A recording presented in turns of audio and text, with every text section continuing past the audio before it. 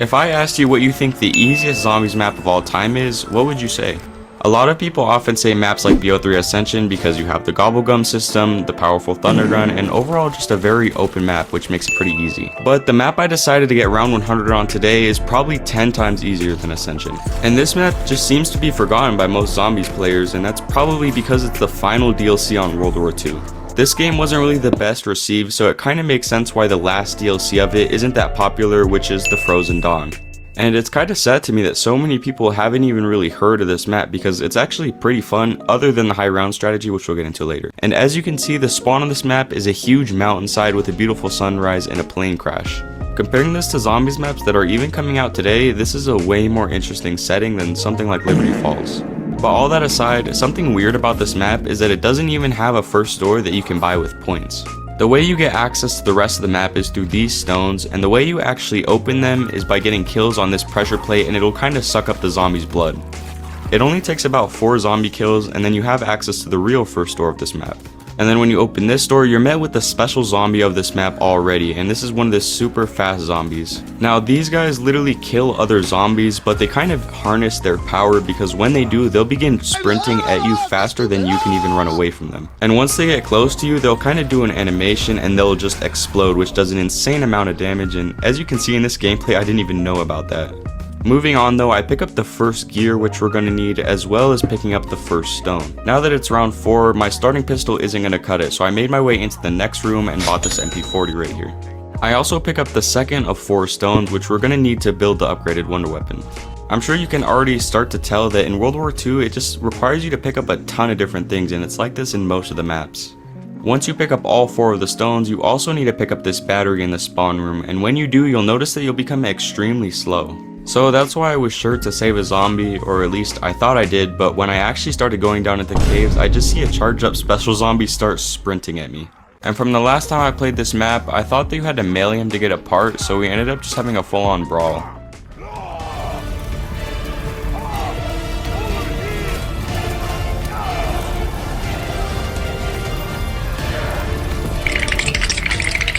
After that whole encounter, I just re-pick up the battery and head down to the bottom part of this map and put it in this little pot right here. Now I turn around and there's 4 little openings for each one of the stones that we collected earlier, and they'll kind of slide down into the blood. Now we can charge up the battery using zombie souls, but first I want to do the most difficult step on the earliest round possible. As you can see, beneath the stones that we placed earlier appears 4 symbols, and we need to read them from left to right. In my game, the combination that I needed to put in was FMMS, and the way we're able to do that is by these little stones sitting just above the ones below it. In these little stones, we need to get 1 zombie kill in the order that it told us, so we're going to get 1 kill on F, 2 kills on M because there were 2 of them back to back, and we also need to get 1 kill on S. Even on round 7, doing this step can be pretty sketchy because you really can't kill any zombies where you actually need to kill them in order to stay alive, but you kinda have to follow the rules of the step and just kill them where they need to be killed at. After running the zombies around in tight little trains, I finally got the final kill on S, and as soon as you do that, you'll see this lightning kinda start coming down in front of the battery. And now that the hard part's done, now I can just get kills around this battery. This took way more kills than I was initially expecting, probably around 30, but once you're finally done with that, these kind of lightning pillars will pop up and some will be glowing, but some will still be dimmed. What we have to do now is shoot the blank stones until they eventually spin and go to the side that has the lightning symbol in front of them. And there's 4 of these stones stacked on top of each other, so we need to get each one of them all facing the front at the same time. But this step is actually pretty hard because when you shoot one of the stones, the one above and below it will spin either 1 or 2 times. Eventually you can kind of mess with it a bit and look for patterns between shooting the stones, and you'll eventually get it. But something about the combination I got, the very final stone in the pattern just did not want to go to the front side when the rest of them were.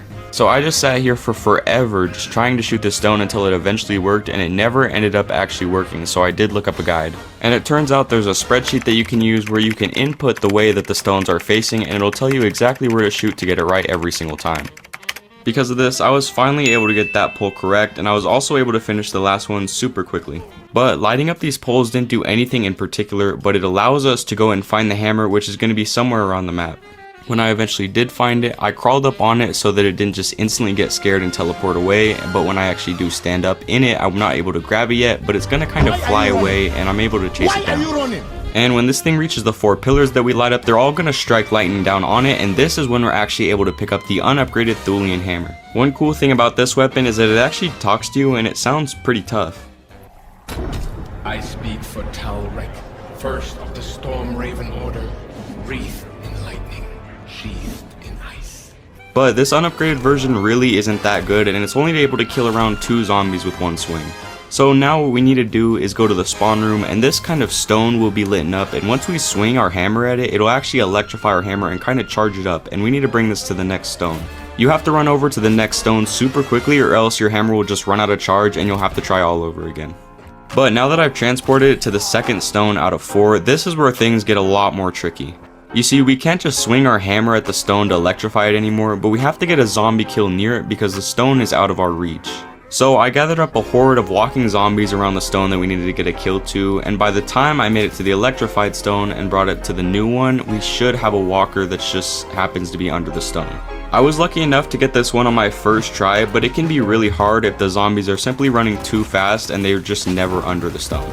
But now we can simply gain that charge back by killing another zombie, and then we can hit the final stone, which is going to charge this contraption here, which is a little puzzle game. The way this puzzle works is when you shoot a stone with a dim or even a lit up symbol on it, all the other stones around it will spin. Our goal of this is to get all the stones to light up, and thankfully it's not random and you can just follow like certain stones that you have to shoot every match and you'll get it right every time. By simply just following along with the image that I have on screen, I was able to get this done in literally about 1 minute. And just like that, we've essentially completed the upgrade for our hammer. The last part is super scary, but it's overall pretty easy because all you have to do is walk in a straight line along this edge, and there'll kind of be an invisible platform where you can follow along with the lightning. Only issue in my game is that I thought it would be smart to do it mid-round, so now I had a ton of zombies coming in behind me. So I was just out here in the open where if I make any wrong move I could basically just instantly fall to my death, and I had to just spam swing the hammer hoping that it would kill all the zombies. Eventually though, once I got far enough out, you would kind of start floating up and then you'll just get instantly teleported to this kind of upgrade arena. And if you've ever played Ancient Evil from Black Ops 4, this is pretty much the same thing as the upgraded gauntlets, where it kind of puts you in a little arena with some zombies to test it out before you bring it back to the map. The first attack you can do is kind of throw it and it'll kill a few zombies, but that attack really isn't that good. The main one that's super overpowered is when you do a heavy swing and it summons like electricity in front of you, and it basically stuns and does a ton of damage to all the zombies in a general vicinity of you. Just like that, we're done with the hammer, and now we just need to finish our setup and buy our final perks and things like that. The obvious pick for my 4th perk was this increased melee damage one, because when the wonder weapon is a melee weapon, you kind of want as much damage as you can possibly get out of it. I'm honestly not sure if this perk even does boost the wonder weapon damage, but I'm just assuming it does. I then also took 3 teleporters around the map to unlock the Pack-a-Punch machine, and basically now I was ready to just go for high rounds.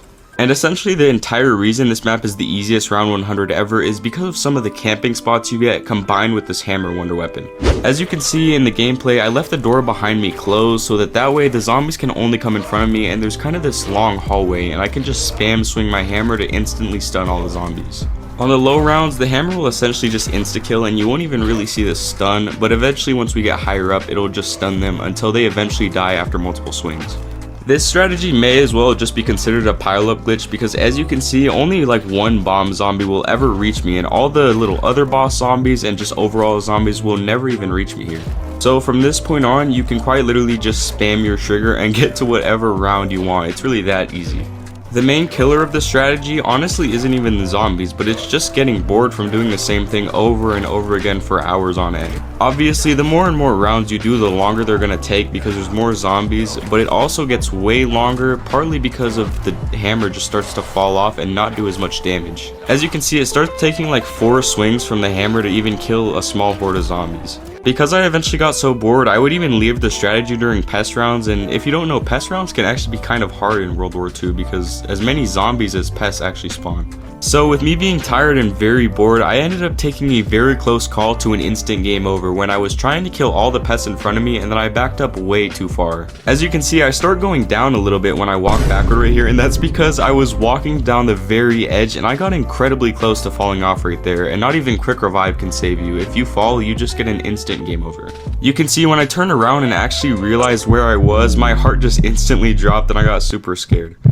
But anyway, going back to the camping spot, despite me saying how easy it is, I almost went down on round 43. I wasn't paying much attention and that zombie just happened to slip past my hammer swing.